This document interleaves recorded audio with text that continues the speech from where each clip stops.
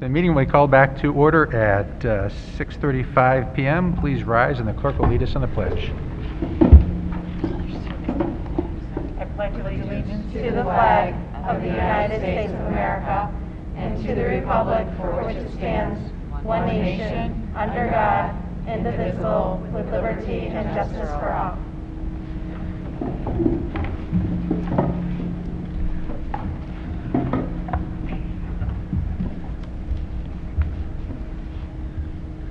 Okay, it is recommended that the board approve the October 26, 2021 agenda as submitted. So may I have a motion that the agenda of October 26, 2021 be approved as submitted? We can't hear you. You can't hear me? No.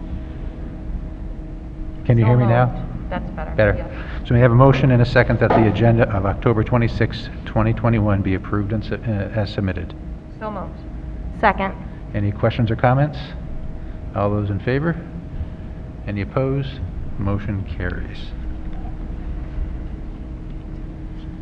It is recommended that the board approve the following consent agenda: the approval of the minutes of October 12th, 2021 as submitted, the acceptance of the recommendation from the Committee on Special Education, the acceptance of the recommendation from the Committee on Preschool Special Education, and the acceptance of the recommendation from the Superintendent for personnel changes.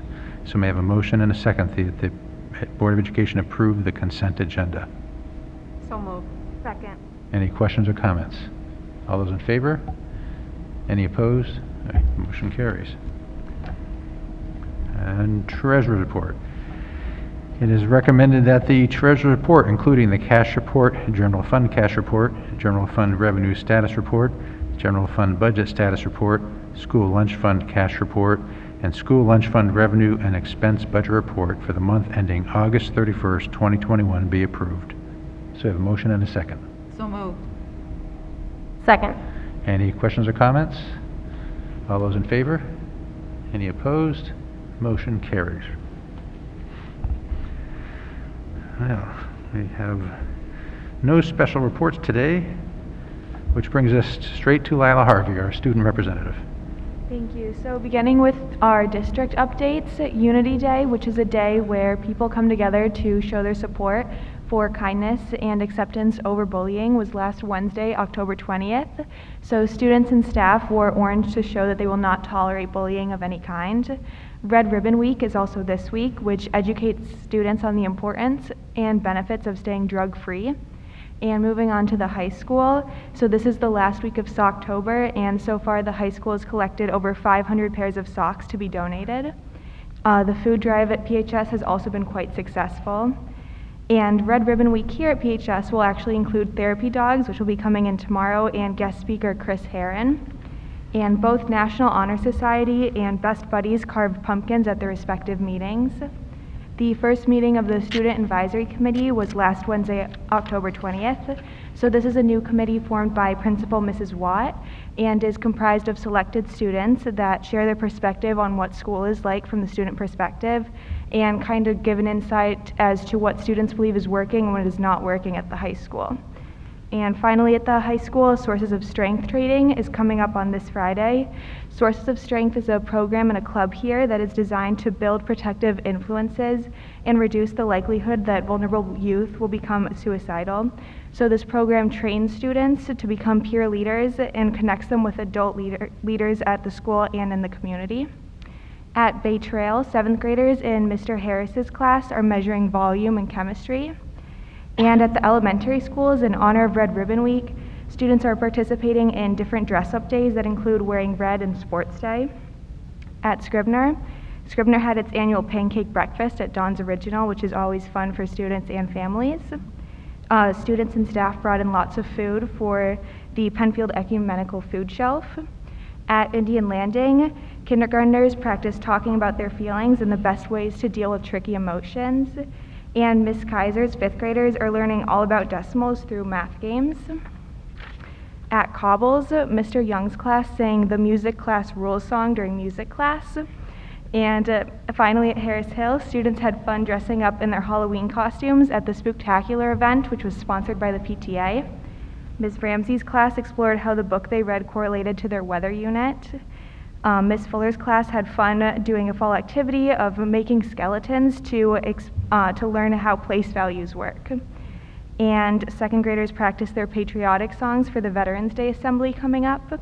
And finally, first graders are learning how to proofread using the new grammar rules they have learned. Thank you. All right, very good. Thank you. Any board members, any questions for Lila?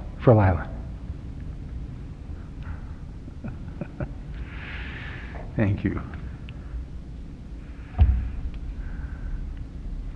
Which brings us to superintendent updates. Dr. Putnam.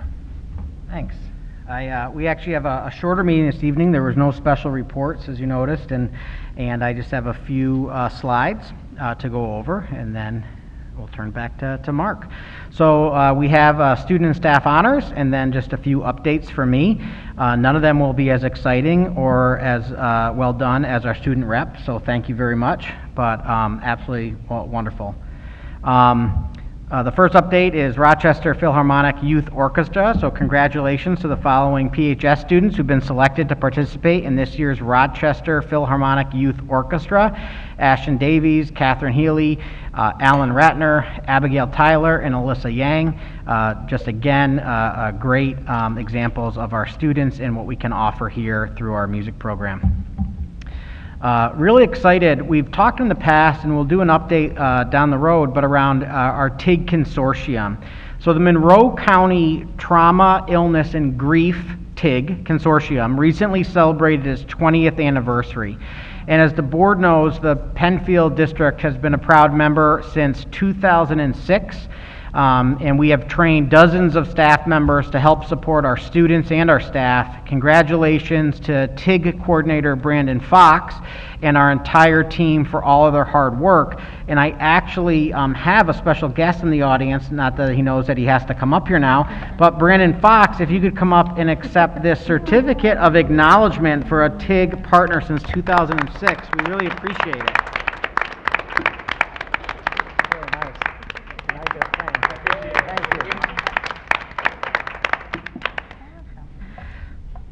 So this is where I should pretend that it's not like the man behind the curtain, but Brandon actually gave me that. We put it in a frame and I gave it back to him.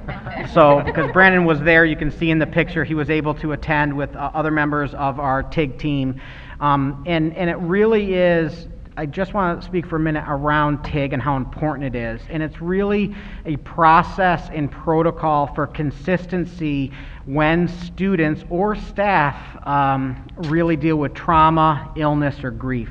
And the one thing that I always like to say, I can lay my head on the pillow knowing that when we work through these issues, we have the families who are most impacted at heart. So it's sometimes in situations that are TIG related, people in the community, including staff and students, want lots of details.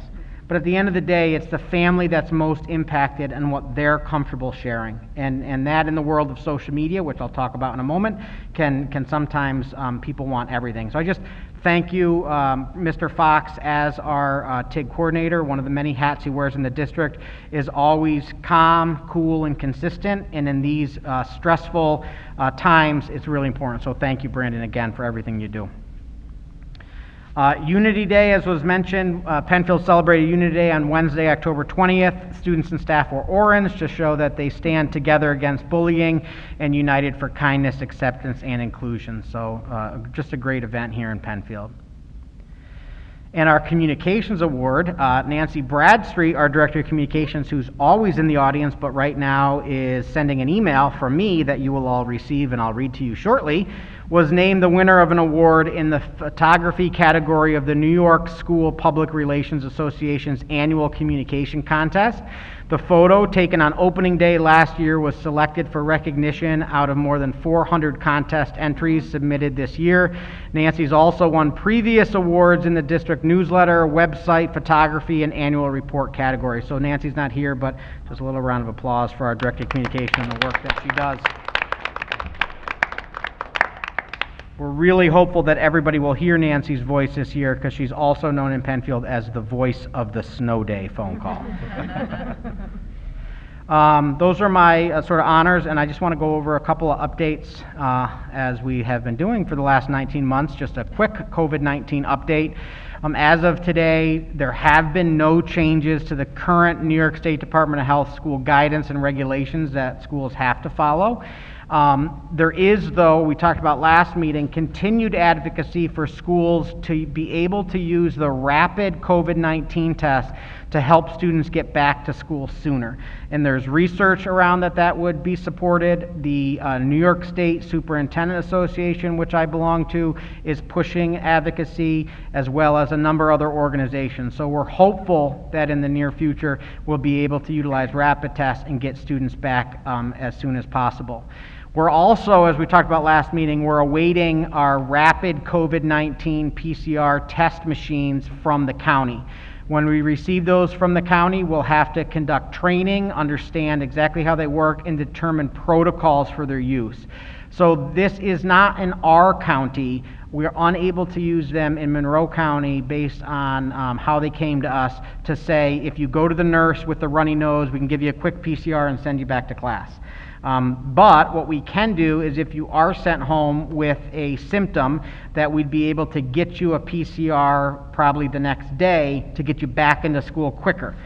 You still need a PCR test in order to come back. You can't use the rapid test in New York State. However, the PCRs are getting harder to find. Doctors' offices, sometimes you got to wait to get in, and then if you've got to wait for the test results, which could be 72 hours. And so if we can get you a result in 30 minutes, maybe we can get you back to school in a day, as opposed to 3, 4, or 10 if you can't get a PCR test. So give us some time. We're working through that now across the county, and we're hopeful to be able to get protocols out in a plan in the near future. And I want to talk a little bit about impact on social media in our schools for our community yesterday morning. So that was Monday morning. Several high school students reported a threatening Snapchat message that they had seen from schools outside of our area. So not in Penfield, but outside of our area, outside of Monroe County.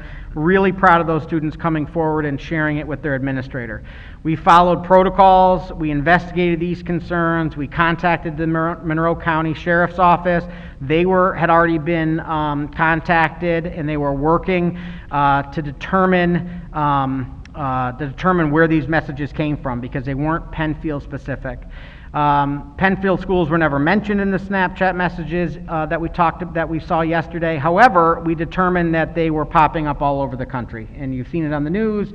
Penfield last night decided that we were going to share this information out to be transparent. We wanted to share the concerns with families, and while there was no threat to Penfield schools last night, we take these incidents very seriously. And again, I just can't express how proud we are of our students who came forward with concerns last night, and we take those seriously and shared them with families. The other thing we were able to do in the email last night is put out a reminder about our Safe Schools helpline. And this here on the screen is our Safe Schools helpline. It's 24 hours a day, 7 days a week. Mr. Fox in the audience was paramount in getting this in place a couple years ago for Penfield. There's a toll-free number, there's a text number, there's a web form, and anything you put in there can be anonymous. You can also add your name, which we appreciate because we can really dig into it. We look at those. Anything that is a threat to an individual or to others, we actually get a phone call from the helpline to inform us. And if not, if it's something smaller, we get an email. We follow up on all of them, and we really, really appreciate it. So what I don't have a slide for, but want to talk about, is an email that is in every family's inbox right now, because I just got mine at 6:35. And so I'm going to read what's there as opposed to trying to talk through it. But this is an email that all families have in their inbox now. And it says that I want to address rumors and inaccurate information regarding Penfield High School that were shared on Facebook today and forwarded to school officials. A screenshot of a Snapchat photo was posted on a Facebook page indicating that a gun was at school today and that threats were made. This is simply not true. There was no weapon in school today, and there were no known verbal or written threats made against the school. The facts of the situation are as follows. A student brought a Snapchat photo of what appeared to be a weapon to the attention of PHS administrators this morning, Tuesday. Members of the Monroe County Sheriff's Office were already at school in support of the social media trend that we reported yesterday, and they were immediately brought into the conversation. Upon investigating today's concern, the Monroe County Sheriff's Office determined that the photo was actually of an airsoft gun and that it had been sent by one student to another this past summer, and the photo had now resurfaced.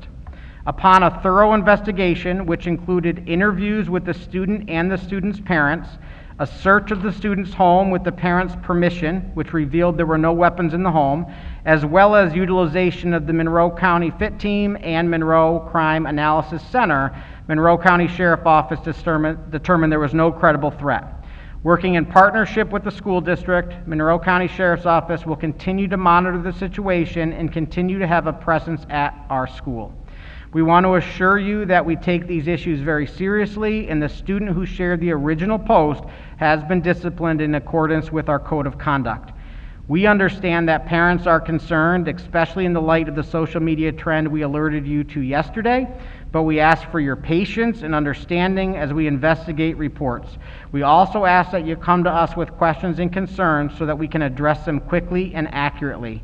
Thank you for your understanding and continuing to have ongoing conversations with your students about appropriate use of social media. So I share that. I reference that many of us here have children in our school system now. I do. All of these are always concerning. We take them very seriously. We're always going to continue to share information that is timely, that is specific, and try to work and partner with families. I understand that sometimes families, and I do understand that it's scary to put your kid on the bus or send them to school on every day, and when things like this pop up, even if they're not credible, it's a concern. And so I just want to share again why our capital projects in the past, and hopefully this one that the board approved, that we will go to vote in December, talks about secure vestibules, talking about security in our entrances, one-point entrance at the high school. You can only come in one door, so we have eyes on students and adults coming in, and we really take that security side very seriously. And I also wanted to just give a partner shout-out to our Monroe County Sheriff's Office, who is a very strong partner with Penfield Central School District. They are a phone call away. We communicate with them proactively. They communicate with us, and they have just been wonderful to work with to really get to the bottom of things. I realize, as we all do, that social media has legs much faster than I can type and get information out. And so I thank those individuals who saw postings on Facebook and sent them to us. I appreciate those of you who commented on Facebook posts saying, give the school some time, let's not panic yet, let's give some time. There was no threat. Monroe County Sheriff's Office says that. We work with them. And I just want to say thank you to those to understand that no matter how fast we try to get information out, Facebook and social media is going to get it out much faster than we can. It's just not always accurate. And so I appreciate that, and thank you for letting me read my email to you. And again, that's in families' emails, and we'll keep you up to date as we go through. I think that is the end of my presentation, and if the board has any questions. Board members, any questions? Catherine? Actually, Tom, I have a comment, and it's very timely. I was watching a news show today, and they were referring to the misinformation that gets put out, and some people, and I was one of them, had the mistaken notion that misinformation can come from TV programs and whatnot, but the number one source of misinformation, I just found out today, is the social media. And it's rampant, and it's very problematic. So, just to reiterate your point about the information that we're taking in, it's very important to discern whether or not it's true. And so the reporting and letting us know that something's going on is always helpful, because then you can find out what's actually the truth of the matter. I appreciate that, and just share, it made me think of something, is that one of the reasons that we are always going to be a little slower sharing information is because of that partnership with law enforcement, Monroe County Sheriff's Office, but also Brighton Police for Indian Landing, which is in Brighton.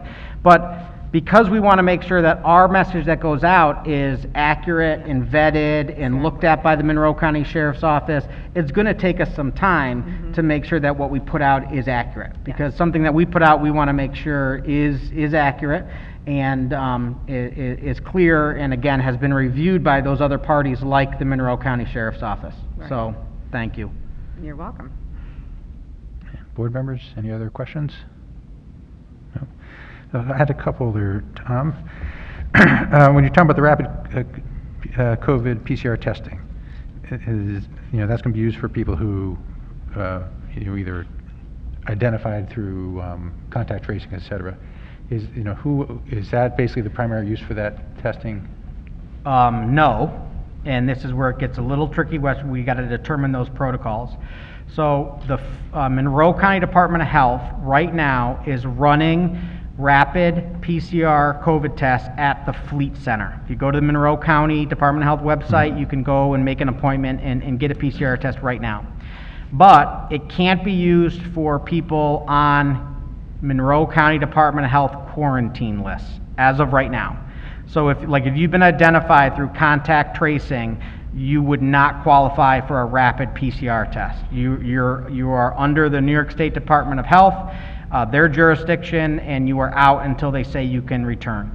What it's for is for people who come to the nurse's office because they have a cough, a runny nose, a stomach ache, many of the symptoms of COVID, which can also just be the common cold or allergies and things like that.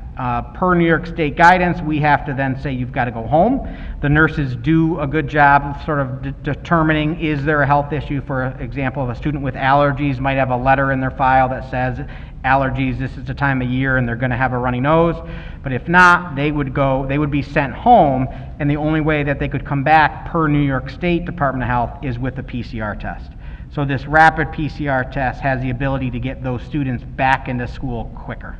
Does that make sense? Yeah. But if you're quarantined by the Department of Health, then you wouldn't right now be able to take the rapid PCR test.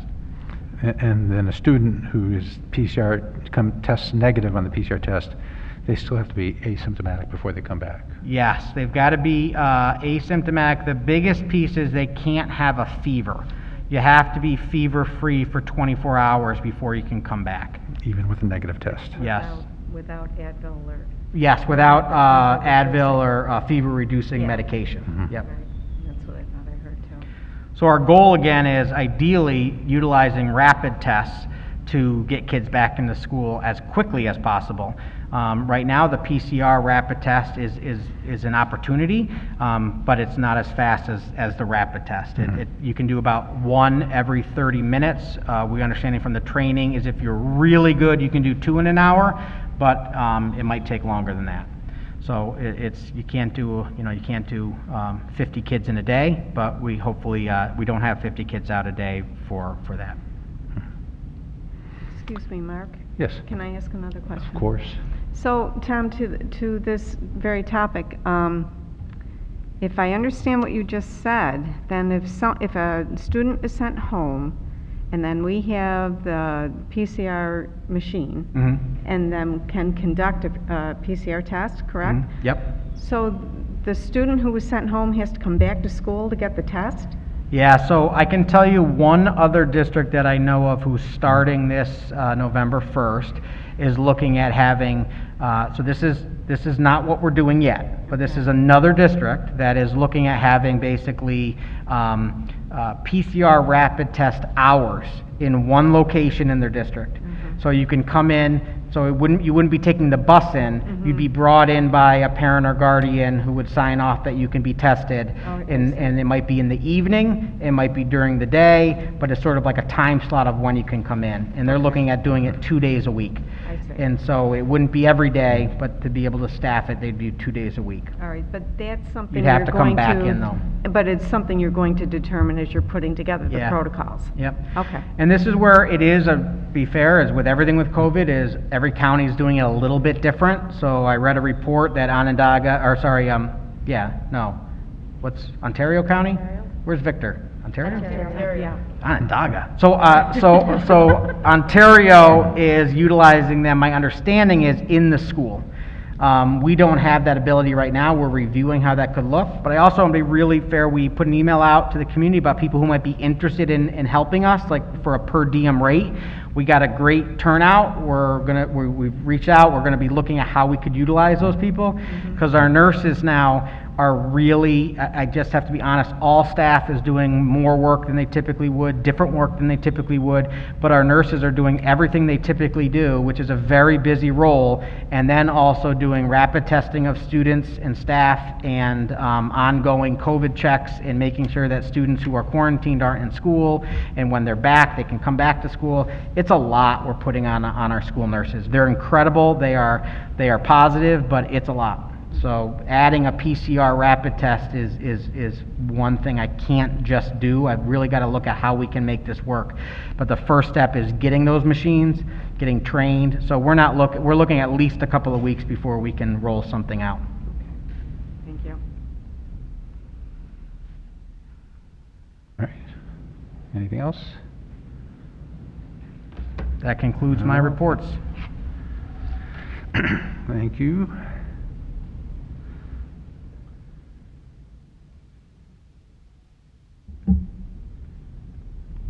So we have a resolution to allow us to lease a school bus for a special need. So let me read this. Whereas the Penfield Central School District has a need for a school bus for the use of a 9-month period commencing October 7th, 2021, and whereas Matthew Buses, Inc. has agreed to offer a 2017 Freightliner C2 school bus in exchange for $2,000 per month, subject to the district's agreement, and to provide liability insurance, including the title holder as an additional named insured, and the district's agreement to pay damage or loss to the vehicle while in the district's custody, and control up to the value of the vehicle fixed at, and control up to the value of the vehicle fixed at a present market value of the school bus. And whereas the Board of Education has had the opportunity to review the lease agreement, and attorneys for the district have reviewed and approved the agreement as to form, and whereas the lease is authorized under the terms of Education Law 1709, Section 25, as appears to be in the best interest of the district, therefore, the Board of Education of Penfield Central School District resolves as follows. The lease of aforesaid school bus from Matthew Buses in exchange for $2,000 per month for a 9-month period is hereby ratified and approved. The superintendent or designee is directed and authorized to execute lease agreements with Matthew Buses, Inc., and to take all steps necessary to give full force to the effect of to its term. And 3, this resolution is effective immediately, retroactive to October 7th, 2021. So may I have a motion and a second that we approve this resolution? So moved. Second. Any questions or comments? All those in favor? Any opposed? Motion carries.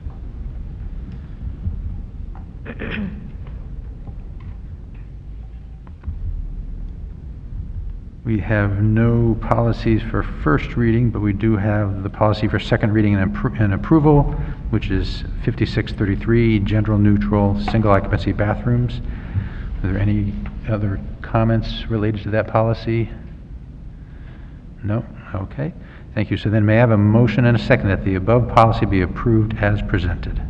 So moved. Second. Any questions or comments? No. All those in favor? Any opposed? Motion carries. So, visitor speaking time. We as a board appreciate the comments of the community during the public session of the board meeting. Every individual that speaks has a vested interest in the education of our students. Your comments are important to us. Matters involving individuals or specifics of negotiations are not permitted during public session. Concerns raised will be referred to the school administration for follow-up. or action where appropriate. Visitors may sign up to speak at a meeting by emailing the district clerk, Sharon Erkfitz, with their name, address, and phone number, and the topic they wish to address. Registration will open at 8 a.m. on Friday before the meeting and remain open until 3 p.m. on the Tuesday of the board meeting. Speakers are expected to identify themselves with their name and address before presenting and limit their comments to 3 minutes or less. A total of 30 minutes will be allotted for visitor speaking time. The board will not be responding to comments during session, but please be assured we are listening. Finally, we ask that all speakers to model the conduct that we expect of our students on school daily. Please be respectful of others in your words, conduct, and demeanor. Thank you. To have one speaker, Ms. Becky Hollenbach. Please come on up to the table where the microphone is. And then Ms. Hollenbach, please state your name and address. It's Becky Hollenbach. Address is 3316 Monroe Wayne County Line Road. My name is Becky Hollenbach, and I come before you today to speak of an issue of transportation. I live in the Penfield School District, and I've been paying taxes for 9 years. I'm looking for services to send our daughter to her private school as long as we're within the legal requirement to do so, which I believe we are. You may think this may be a little issue, but it actually affects a large number of people. Private schools account for 25% of the nation's schools. And just because a family decides to send their child to a private school doesn't mean that the parents don't have other jobs, don't have other infants or children at home, or don't need help transporting their child to school. As you may know, Section 3635 of the New York State Education Law states that transport must be provided by the school district to and from the school that the child legally attends for the promotion and best interest of the child. Transportation shall be provided to children who live 2 to 15 miles of the private school within the distance measured by the nearest route available. There's an obligation for transport. There should also be an obligation to tell the parent who doesn't agree with the school's measurement of distance the process to appeal said decision. I've been told that our home is 0.1 miles over the distance, but everything I've found and experience with driving the distance every single day, it's indeed under the 15-mile distance. I'm trying to stay away from details about the specific case because I know that's not permitted, but I do have proof on multiple car odometers, multiple entrances of the school, on multiple trips from multiple people that we do live within the 15-mile radius. I've offered my route that I've taken picture and video proof, and I'm still not believed. Also, the answer that I got from Penfield has offered no proof of their route that they took, that they came up with over 15 miles. And as the law states, it must be the nearest or shortest available route. I took pictures of my car in the bus loop, and my odometer read 14.4 miles when I got home. The distance to the front entrance is 14.2 miles, and the distance to the back entrance is 14.7 miles. I believe I have substantial evidence to prove my case, but everything that I hear back is from the previous decision from the Transportation Department that we're just over the limit. I just want to know what remedies I have and how I can appeal this decision, or I ask for your help and reconsideration of this issue. I'm not asking for anything outside of what is required by the law. I did bring packets for everyone providing more proof of my case, but like I said, I don't want to get into details. But just, please help me promote the best interest for the children. Thank you for your time and understanding. Good. Thank you, Ms. Hollenbeck. I do have packets as well. I do apologize, we only have 10 of them. Oh, That's- it will be, that's enough. Okay. Thank you. Thank you. I'll make sure they get them.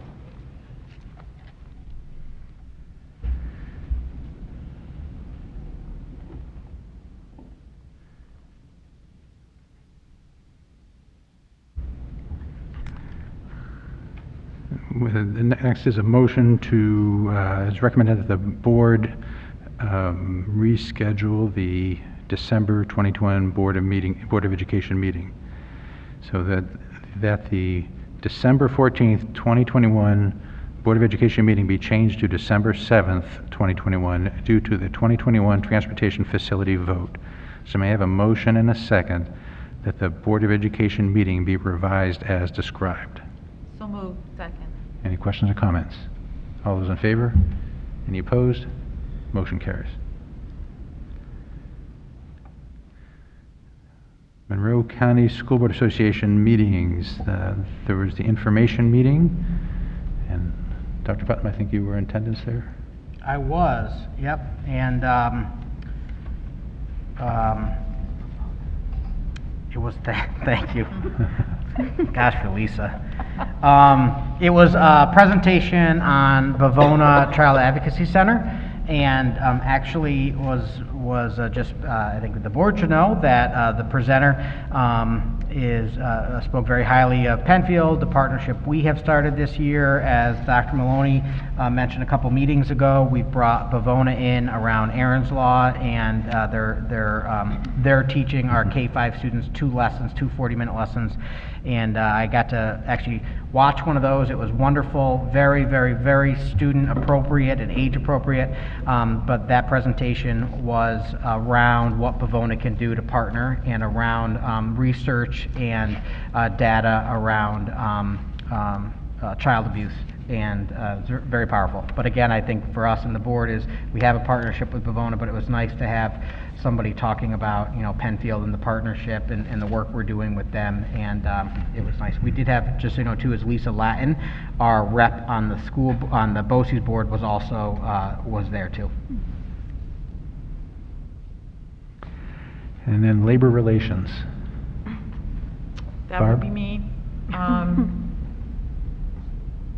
And it was this past, it was a week, last Wednesday, and the presentation was what are the federal stimulus, the opportunities and challenges of free money, and it was presented, co-presented by Spencerport Schools and East Arundecoit School District, and it was actually a very interesting way to look at how 2 districts are taking the money from the federal stimulus packages that have been offered, because there's 3 different but similar programs, and what each one is doing and how they're accounting for this money. It was interesting to see the per pupil across the districts, and of course Penfield was way down there. But some of the things that they were looking at is helping programs like with learning loss, summer learning, after-school activities, provide mental health services, addressing needs of subgroups, and that would be low-income students with disabilities, English language learners, racial and ethnic minorities, homeless, and foster care. Public health-related activities to purchase PPE and sanitizing supplies, facility upgrades to address COVID spread, planning for long-term closure, educational technology, and activities allowable under the ESEA and the IDEA, and, you know, also to maintain programming continuity of service. But it was interesting how one district was using it to supplement, you know, the bus salaries for the buses, and how the other one was using it to response to intervention, 612, K5, backfilled, you know, to hire more mental health people, as well as math positions and English positions. So it was just a way to see that, you know, there's not one way to do this with this stimulus money. Good, thank you. And Dr. Putnam was there, and Dr. Driffel was there, and Dr. Kenny was there. Yeah, and Barb actually introduced the presenter, Yes, co-chair. yes, because I'm the co-chair. Yeah, so she had definitely had a was fan Penfield, section, yes. a Penfield fan section cheering her on. And I led everybody in a happy birthday to Sherry. Yep. So I think did that sum it up? Yeah, that was very good. Next is the health and safety meeting. Would someone like to speak to that? Sure, I can start. Yeah. So, I think one of my big takeaways from the meeting was, just looking, they're looking at using COVID federal funding monies, to purchase cameras and just seeing how they can, create a replacement cycle for the current cameras and just add new cameras and things like that to make sure that the buildings are safe. And then the Raptor emergency management system that is used in the buildings for visitors. They're looking at using their emergency response system because it offers all employees an app that they can get information quickly through that app. Those are my takeaways. Did you get Those anything were my different? big takeaways, and the other things Dr. Putnam already mentioned about our rapid CPR testing, and then just the construction updates, which we had a presentation on from George English at the last meeting, so. Awesome. Thank you. What about testing? We also had the annual meeting of the New York State School Board Association. Again, where this annual meeting is where they vote on the resolutions that, with all the school districts, vote on the resolutions that the New York State School Board Association will take, and then basically promote those in Albany, be our advocates to fulfill those resolutions and try to get those passed into law. And Sean was our representative this year. Would you like to speak to that? Yes, and I won't go into it in depth because you can check out the website, but did write a little blurb on it, and it was a really great meeting. It was my first time attending. We were on Zoom from 4 until well into the Bills game. I think maybe so. It was definitely a great meeting. I could do both at the same time, don't worry. But there was a lot of constructive debate on a number of issues. I think every resolution was well thought out, well discussed, and I really learned a lot. So I'm very thankful that I was the delegate this year, and thanks for letting me attend. There were nearly 300 delegates who heard 23 resolutions, 17 recommended by the Resolutions Committee and 6 not recommended. Of those, 17 resolutions were adopted. Delegates also considered and ultimately opposed 1 bylaw amendment. Delegates also elected a new slate of NYSSBA officers for the 2022 calendar year. I'm going to butcher some of these names, so I apologize ahead of time to those people out there. Peggy Zugby is president. Sandra Rufo is first vice president. Christine Schnars is second vice president. Thomas Nesbecka is treasurer. And positions adopted during the business meeting will remain in effect for 5 years unless they are rescinded or achieved sooner. The NYSSBA governmental relations team will work towards advancing those proposals that require legislative change to be implemented. And then, like I said, the full list of adopted position statements can be found on the New York State School Boards Association website. Thank you.